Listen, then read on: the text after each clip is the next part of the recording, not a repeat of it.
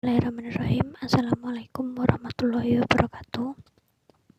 Kami dari kelompok 10 beranggotakan saya Nurlaili Maliha, Ana Uswatun Hasanah, dan Setiani Kurnianing Tias akan menyampaikan presentasi tentang tata kelola korporasi dan model penelitian manajemen risiko. 2001 kasus Enron dan tahun 2003 yaitu Parmalat, dirasakan sekali kebutuhan akan tata kelola korporasi yang baik. Nah, tata kelola korporasi yang baik dan sesuai aturan ini lebih dikenal sebagai Good Corporate Governance atau GCG. Nah, sejarah perkembangan GCG telah mencatat bahwa terkait terjadinya banyak kasus skandal keuangan, Kongres Amerika Serikat telah mengeluarkan Sarbanes-Oxley Act di tahun 2002.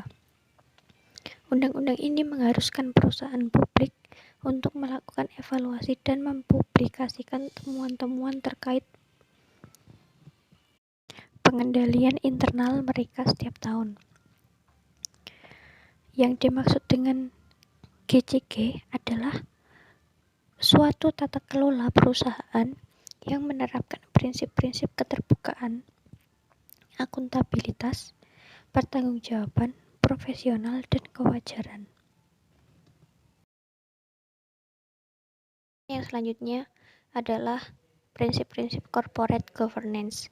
Nah, corporate governance ini merupakan serangkaian keterkaitan antara dewan komisaris, direksi, pihak-pihak yang berkepentingan, serta pemegang saham perusahaan. Kemudian, corporate governance ini menciptakan sebuah struktur yang membantu perusahaan dalam menetapkan sasaran, menjalankan kegiatan usaha sehari-hari, dan juga memperhatikan kebutuhan stakeholder-nya. Kemudian, memastikan perusahaan beroperasi secara aman dan sehat, mematuhi hukum dan peraturan lainnya, serta juga melindungi kepentingan nasabah. Dalam pelaksanaan GCG berlandaskan pada 5 prinsip dasar yang dirilis oleh Organization for Economic Cooperation and Development atau OECD. Kemudian 5 prinsip corporation governance yang tadi, yang pertama adalah prinsip akuntabilitas. Nah, prinsip ini adalah sebuah kejelasan fungsi dan pelaksanaan pertanggungjawaban organisasi perusahaan. Kemudian pengelolaannya tersebut berjalan secara efektif. Nah, dalam penerapan prinsip akuntabilitas ini, perusahaan juga harus melakukan beberapa prinsip, yaitu direksi dan karyawan yang mengetahui visi misi serta tujuan operasional perusahaan. Yang kedua adalah direksi dan karyawan perusahaan memahami peran serta tugas dan tanggung jawabnya. Tugas-tugas di setiap unit usaha telah ditetapkan sejalan dengan visi misi dan tujuannya. Kemudian proses pengambilan keputusan perusahaan juga sesuai dengan sistem dan prosedur yang disepakati. Kemudian proses check and balance dilakukan pada semua unit perusahaan. Sistem penilaian kinerja individu ditetapkan dan dievaluasi dengan baik oleh perusahaan. Kemudian pengertanggungjawaban kinerja manajemen perusahaan dilakukan secara berkala, dan yang terakhir adalah hasil pekerjaan didokumentasi, dipelihara, dan dijaga perusahaan dengan baik. Yang kedua adalah prinsip transparansi. Transparansi artinya keterbukaan dalam mengemukakan informasi yang material dan relevan, serta keterbukaan dalam proses pengambilan keputusan. Dalam prinsip ini harus diperhatikan beberapa hal, yaitu yang pertama, seluruh stakeholder harus bisa memahami proses dalam pengambilan keputusan. Kemudian, manajerial perusahaan dan juga pemegang saham berhak memperoleh informasi keuangan. Proses pengumpulan informasi telah dilakukan unit kerja yang ditunjuk secara terbuka, objektif, dan menjaga kerahasiaan pelanggan. Kemudian direksi dan karyawan telah terbuka dalam pengambilan keputusan, informasi dan prosedur, serta kebijakan organisasi telah dipublikasikan secara tertulis. Pemeriksaan intern, ekstern, dan komite audit memiliki akses atas informasi, kemudian menyampaikan laporan keuangan yang telah diperiksa akuntan publik secara berkala. Yang ketiga adalah prinsip kewajaran. Kewajaran ini adalah terdapat keadilan dan kesetaraan dalam memenuhi hak-hak stakeholder berdasarkan perjanjian dan peraturan perundang-undangan yang berlaku. Beberapa hal yang harus diterapkan dalam prinsip ini adalah direksi perusahaan dan karyawan telah memperhatikan kepentingan seluruh stakeholder secara wajar. Kemudian perlakuan hubungan kerja dan pembinaan pada para karyawan dilakukan dengan memperhatikan hak dan kewajiban secara adil. Kemudian yang ketiga adalah perlakuan yang adil kepada seluruh nasabah, pelanggan, dan pemilik dalam pemberian pelayanan. Yang keempat adalah prinsip profesional. Prinsip ini bermakna bahwa perusahaan memiliki kompetensi, mampu bertindak objektif dan bebas dari pengaruh atau tekanan dari pihak manapun, serta memiliki komitmen yang tinggi untuk mengembangkan perusahaan. Prinsip pokok yang perlu diterapkan adalah proses pengambilan keputusan yang objektif untuk sebesar-besar kepentingan perusahaan, tidak mendahulukan keluarga dan kawan-kawan, dan juga keputusan direksi perusahaan lepas dari konflik kepentingan. Kemudian, prinsip yang kelima adalah prinsip pertanggungjawaban. Nah, prinsip ini yaitu kesesuaian pengelolaan perusahaan dengan peraturan perundang-undangan yang berlaku dan prinsip-prinsip pengelolaan perusahaan yang sehat. Nah, yang perlu diterapkan adalah yang paling direksi sampai dengan karyawan paling bawah memahami peraturan perusahaan dan juga menerapkan sistem tata nilai budaya perusahaan yang ditetapkan perusahaan. Proses pengambilan keputusan menggunakan sistem dan prosedur yang telah ditetapkan. Direksi dan karyawan bekerja sesuai standar operasional dan prosedur SOP yang berlaku. Setiap unit organisasi juga berusaha menghindari kerugian bagi perusahaan dan stakeholder. Lalu, proses delegasi wewenang perusahaan dijalankan dengan cukup baik dan direksi serta unit kerja melakukan pertanggungjawaban hasil kerja secara teratur. Kemudian yang selanjutnya adalah struktur corporate governance. Nah, perusahaan itu wajib melaksanakan GCG dalam setiap kegiatan usahanya pada seluruh tingkatan atau jenjang organisasi. Nah, pelaksanaannya pada setiap kegiatan usaha ini termasuk dalam proses penyusunan visi misi, rencana strategis, pelaksanaan kebijakan, dan langkah-langkah pengawasan internal. Yang dimaksud dengan seluruh tingkatan atau jenjang organisasi ini adalah mulai dari tingkatan tertinggi yaitu Dewan Komisaris dan Direksi sampai dengan tingkatan manajemen terendah. Nah, kebutuhan akan pelaksanaan tata kelola korporasi ini yang baik dalam organisasi merupakan kebutuhan mendesak bagi manajemen perusahaan. Nah, seluruh kebijakan tata kelola korporasi harus memiliki perspektif yang luas, komprehensif, dan integrasi sehingga bisa menjadi pedoman yang andal. Nah, Dewan Komisaris dan Direksi ini adalah orang-orang yang paling penting dan bertanggung jawab atas pengelolaan sumber daya perusahaan dalam rangka tercapainya tujuan organisasi dengan sesuai prinsip tata kelola korporasi. Nah, hal ini juga memiliki aspek penting dalam corporate governance. Yang pertama adalah pengawasan oleh Dewan Komisaris, Direksi, dan Dewan Pengawas. Yang kedua adalah pengawasan oleh pihak-pihak yang tidak terlibat dalam berbagai kegiatan usaha sehari-hari.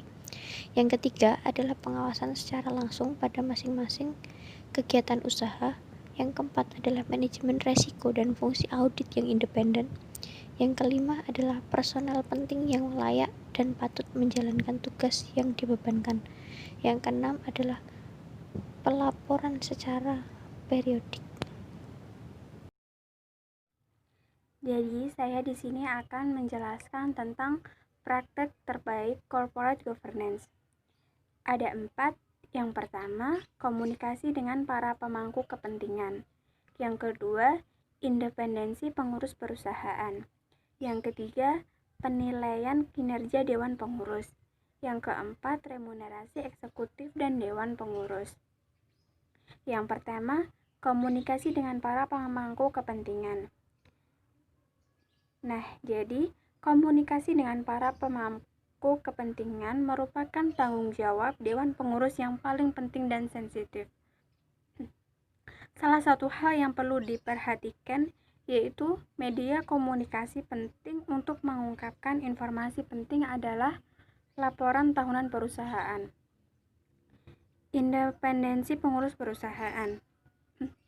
Independensi menjadi penting untuk memastikan bahwa komisaris cukup objektif untuk kepentingan terbaik pemangku kepentingan perusahaan. Yang menjadi kunci utama yaitu objektivitas dan independensi komisaris. Yang ketiga, penilaian kinerja Dewan Pengurus. Evaluasi kinerja secara mandiri akan mampu meningkatkan efektivitas dan aktivitas Dewan Pengurus perusahaan. Jadi dalam penilaian kinerja Dewan Pengurus ini harus adanya evaluasi kinerja secara mandiri. Yang keempat, remunerasi eksekutif dan Dewan Pengurus. Wacana kompensasi anggota Dewan Pengurus merupakan hal penting dan banyak dibicarakan. Nah, banyak lembaga yang merekomendasikan agar perusahaan ini menghindari pemberian kompensasi di atas kewajaran. Yang selanjutnya adalah model penelitian manajemen risiko. Ada 9. Yang pertama yaitu topik manajemen risiko. Yang kedua, topik enterprise risk management. Yang ketiga, topik corporate governance. Yang keempat, topik risiko likuiditas. Yang kelima, topik risiko operasional. Yang keenam, topik risiko bisnis. Yang ketujuh, risiko pasar. Yang kedelapan, topik risiko kredit. Yang kesembilan, topik persepsi risiko. Untuk penjelasannya ada di slide berikutnya. Untuk penjelasannya, yang pertama adalah topik manajemen risiko. Nah, dalam penelitian Mehran dan kawan-kawannya pada tahun 2016 membahas tentang bagaimana menginvestigasi hubungan antara teknologi, pemasaran, organisasi, dan manajemen risiko komersial terhadap kinerja pengembangan produk baru. Dari hasil penelitian itu ditemukan jika organisasi bisa menggunakan pengetahuan dan informasi tentang faktor utama yang mempengaruhi proses pengembangan produk baru, mereka bisa bekerja lebih baik sekaligus meningkatkan kemampuan untuk memprediksi kinerja di masa depan. Implikasi praktis riset menyarankan manajer harus mempertimbangkan banyak perhatian terhadap manajemen risiko jika manajer ingin menyebar risiko dalam semua aspek proyek pengembangan produk baru. Kinerja total akan meningkat dan bisa meningkatkan kemungkinan kesuksesan pengembangan produk baru. Yang kedua, topik enterprise risk management. Nah, dalam penelitian yang dilakukan oleh Dina Mulyasari dan kawan-kawannya pada tahun 2016, penelitian ini menguji pengaruh enterprise risk management, ukuran perusahaan, pertumbuhan penjualan, leverage, dan profitabilitas terhadap nilai perusahaan. Hasil penelitian menunjukkan secara bersama ERM, ukuran perusahaan, pertumbuhan penjualan, leverage, dan profitabilitas mempengaruhi nilai perusahaan. Namun, ERM tidak memberikan pengaruh signifikan terhadap nilai perusahaan. Penjelasan yang ketiga mengenai topik corporate governance. Dalam penelitian Halbouni pada tahun 2016 membahas tentang peranan corporate governance dan teknologi informasi dalam mencegah kecurangan dan deteksinya di Uni Emirat Arab. Nah, dalam riset ini mengindikasikan bahwa corporate governance memiliki peranan yang moderat dalam mencegah dan mendeteksi kecurangan. Implikasi penelitian ini memberikan implikasi bahwa peranan moderat corporate governance menyarankan manajemen senior harus memahami lebih baik fungsi pengawasan untuk memenuhi kewajiban pada stakeholder. Adopsi dari teknologi informasi untuk mendeteksi dan mencegah kecurangan memberikan kontribusi pada pengembangan pendekatan sistematis terhadap investigasi kecurangan dan kapabilitas untuk mengidentifikasi hal yang tidak biasa dengan software yang efektif. Penjelasan yang keempat, topik risiko likuiditas. Nah, penelitian yang dapat dijadikan referensi tentang risiko likuiditas di Indonesia adalah riset yang dilakukan oleh Sukmana dan Suryaning Tias pada tahun 2016 yang meneliti determinan risiko likuiditas perbankan konvensional dan perbankan syariah di Indonesia dengan menggunakan metode regresi dan data panel. Peneliti menemukan hubungan yang positif signifikan yaitu return on asset ROA dan non-performing finance NPF dengan risiko likuiditas. Hasil penelitian juga menunjukkan capital adequacy risiko atau SAR negatif dan signifikan dengan risiko likuiditas di bank-bank konvensional. Untuk selanjutnya akan dijelaskan oleh teman saya, Tias. Untuk yang selanjutnya yaitu nomor 5 adalah topik resiko operasional. Resiko operasional sendiri adalah resiko akibat ketidakcukupan atau tidak berfungsinya proses internal, kesalahan manusia, dan kegagalan sistem. Dalam resiko operasional ini, besarnya profitabilitas suatu perusahaan itu dipengaruhi oleh berbagai macam resiko yang terjadi, yang nantinya akan menimbulkan kerugian bagi bank jika tidak dideteksi dan dikelola dengan baik. Dalam penelitian Capriani dan Dana 2016 meneliti pengaruh resiko kredit, resiko operasional, dan resiko likuiditas terhadap profitabilitas bank pengkreditan rakyat di Denpasar. Dalam penelitian ini, jumlah sampelnya adalah 10 BPR dengan teknik purposive sampling. Dengan menggunakan metode pengumpulan data adalah metode observasi non-partisipan dengan teknik analisis data regresi linear berganda. Dan hasil dari analisis ini menunjukkan bahwa risiko kredit berpengaruh positif tidak signifikan terhadap profitabilitas. Risiko operasional berpengaruh negatif signifikan terhadap profitabilitas. Sedangkan risiko likuiditas berpengaruh positif signifikan terhadap profitabilitas. Untuk yang selanjutnya, yang nomor 6 yaitu topik risiko bisnis. Dalam sebuah penelitian menarik tentang risiko bisnis yang dilakukan oleh Kiki Nindiana Pratiwi 2015 dengan judul riset yaitu pengaruh risiko bisnis Firmsis pertumbuhan, kepemilikan institusi, dan DER terhadap ROI. Dalam penelitian ini, teknik pengambilan sampel yang digunakan adalah menggunakan purposive sampling dan data diambil dari Direktori Pasar Modal Indonesia.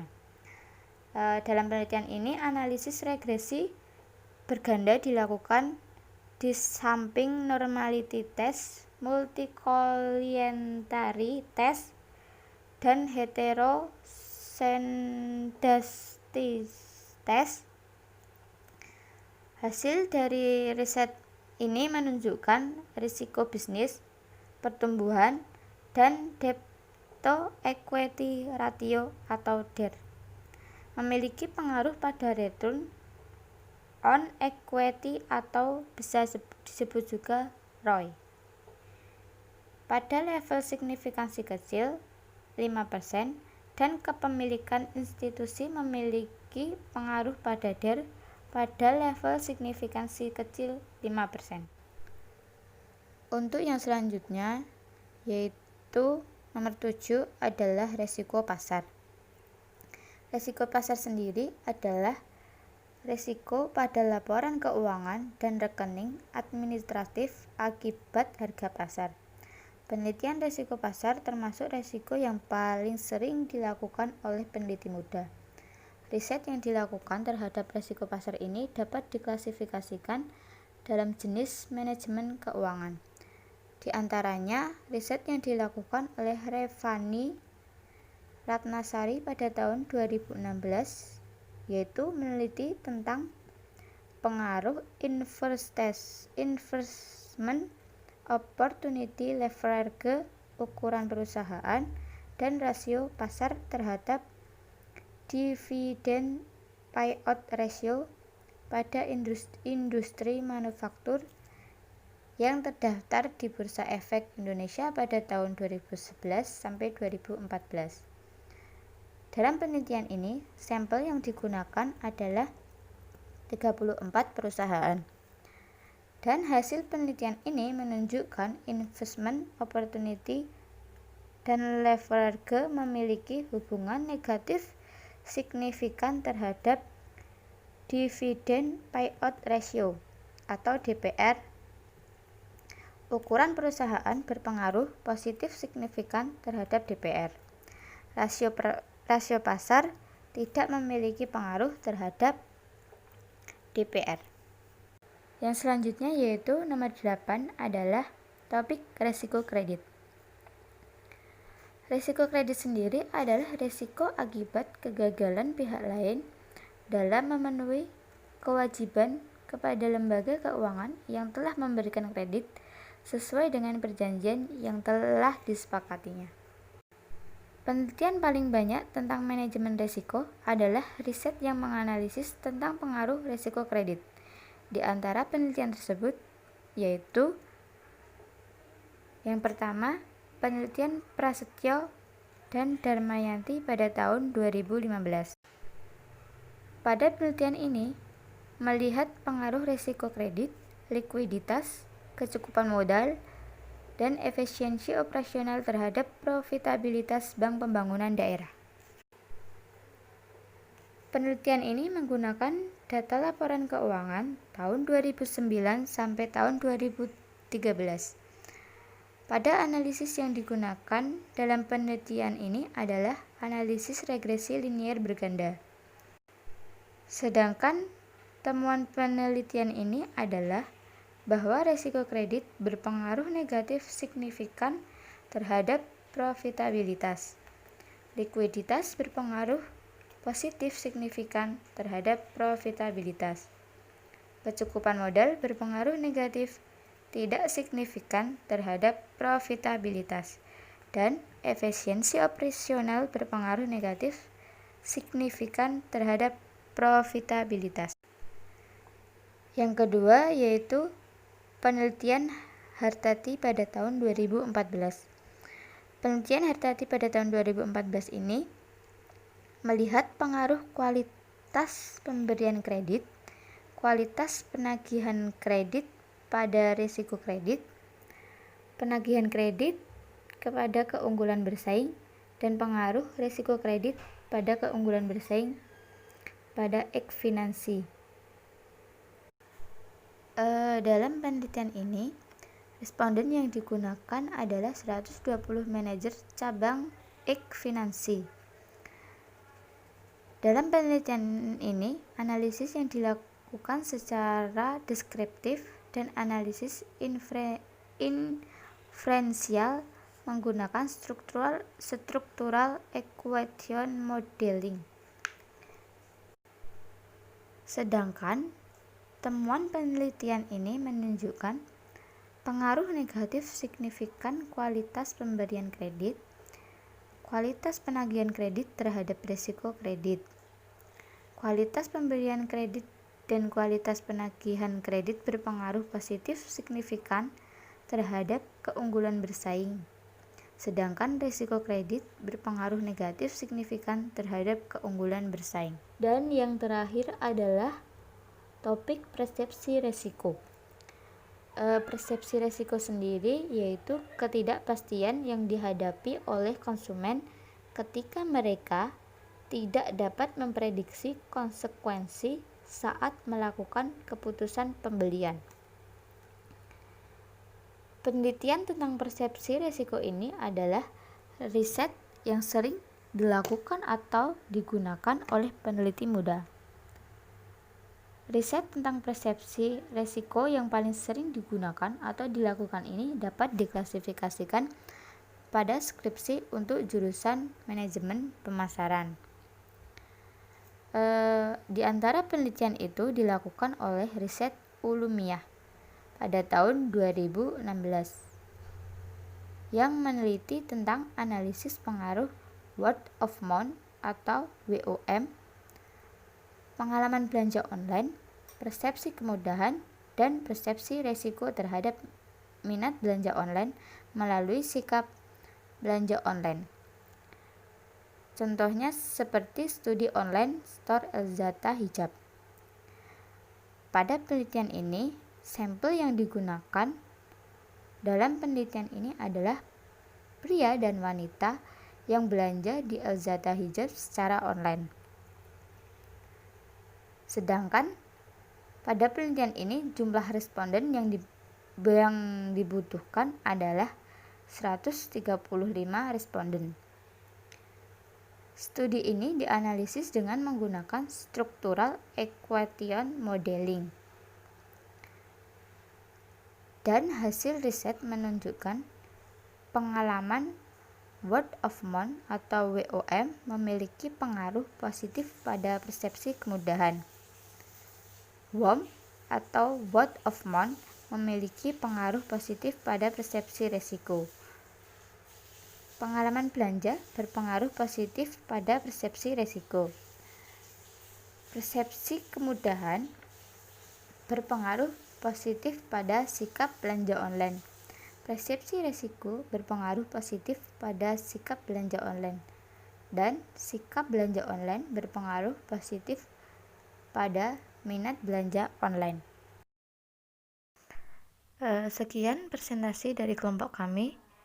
Wassalamualaikum warahmatullahi wabarakatuh.